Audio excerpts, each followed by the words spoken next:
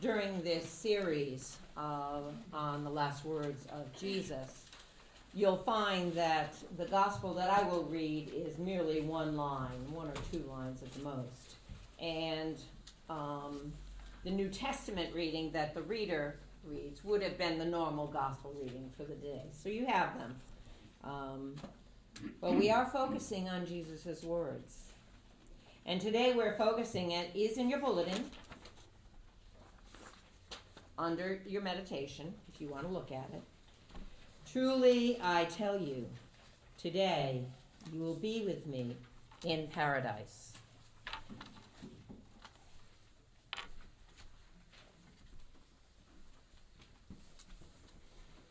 This is a second in a series on the last words of Jesus on the cross. For background purposes, Jesus has been nailed to the cross with two criminals. The one of them derided him, saying, "Are you not the Messiah? Save yourself and us." Does that sound familiar?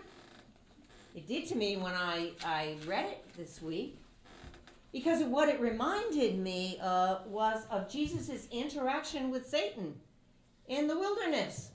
Throw yourself down from this mountain and God will save you.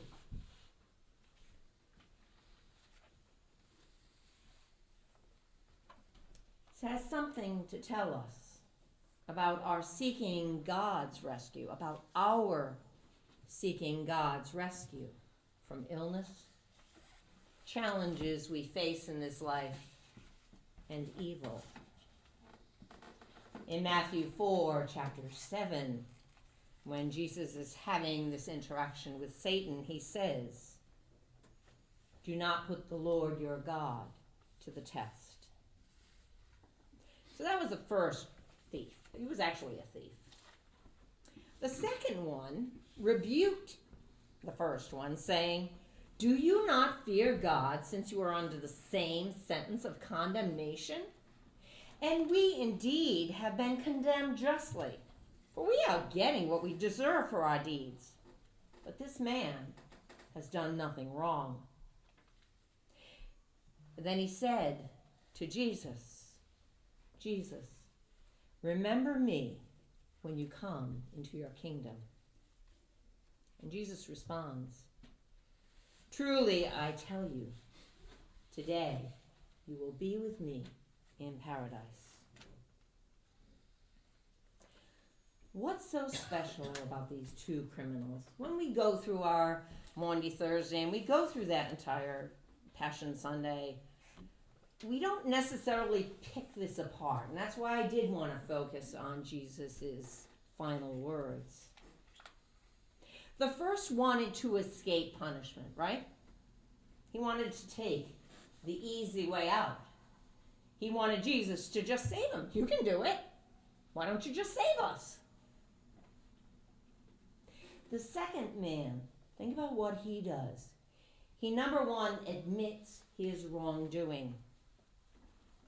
He fears God. He respects God with his words. Says that his punishment is deserved. And acknowledges Jesus' kingdom. For those of you who attended our Ash Wednesday service, Jesus' words will be very familiar. In our Teze song, we said, "Jesus, remember me when you come into your kingdom." The second man comes from a place of humility. So what's so special about Jesus' words?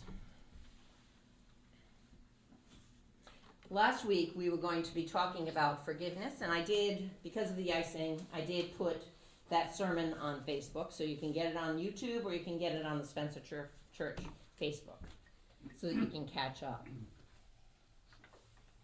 But the foundation of this series is how dying words can comfort and can challenge us. Because when we are dying, our time is limited. And what we say and what we do tends to have much more meaning. Those final words are important. Each utterance can be crucial. Today, you will be with me in paradise. Jesus is talking about salvation.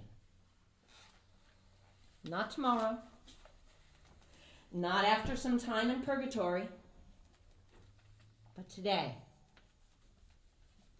if that's what you want. Which was clearly what the second thief wanted, right? But I'm going to ask you, does that mean that the first criminal who derides Jesus won't be with Jesus or get to see God? Because all of us have people that we know who don't believe. Could be family, could be friends, could be strangers. They could be atheist or agnostic. What do you think happens to them? Is salvation only through Jesus? Are they lost to hell? I honestly don't believe so. I don't believe that. I think that a God who is loving and caring and sends his son to die for us because we are so important, understands that we are sinners and that we have damage, and that for some of us it's so much harder to believe than for others. Some of us don't have a personal relationship with Jesus, so some of this is all mental. And so we understand, does God really love me? That's hard to take for many people. That it isn't just that God loves the person next to you or across the row or me. God loves every single one of you.